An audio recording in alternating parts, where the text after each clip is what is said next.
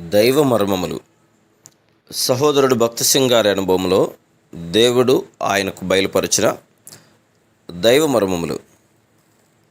June 1.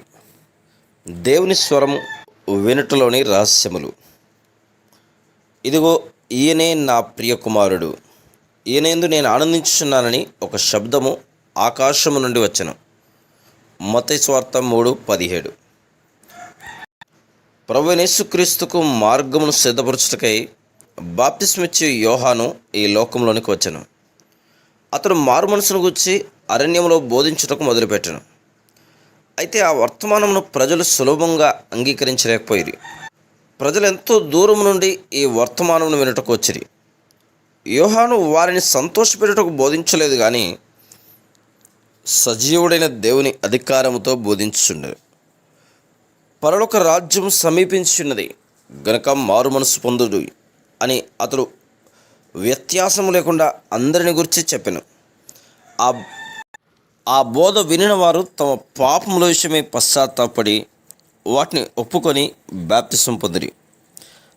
అట్టి గొప్ప ప్రవక్త ద్వారా బాప్తిసం తీసుకొనుట వలన గొప్ప మేలు పొందమని కొందరు అనుకుని ఉండవచ్చు. అందులో కొందరు నాయకులు సైతం ఉండి ఉండవచ్చును. అటువంటి వారిని చూసి యోహాను, సర్ప సంతానమా, రాబో ఉగ్రతను తప్పించుకున్నట్టుకు మీకు బుద్ధి చెప్పిన వాడెవడు? మారు మనసుకు తగిన ఫలం ఫలించుడి అనెను.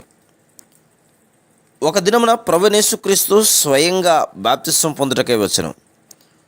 యోహాను సువార్త 1:31లోని దేవుని వాక్యం ప్రకారం ప్రభువైన యేసు నిజంగా ఎవరో బాప్తిస్మిచ్చి యోహాను సైతం ఎరగడు. యేసుక్రీస్తు ప్రభువు నిమ్మలంగా అందరితో పాటు వచ్చి తనకు కూడా బాప్తిసం ఇచ్చని యోహాను అడిగాను. వారు బంధువుల ఒకటి చేత యేసును గురించి యోహాను కొంత ఎరిగి ఉండెను, కానీ ఆయనే మెస్సియా అని అతనికి తెలియదు.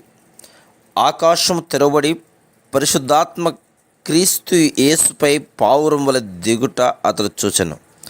మరియు ఇదిగో ఈయనే నా ప్రియ కుమారుడు, ఈయన యందు నేను ఆనందించున్నాను ఒక శబ్దమును వినెను.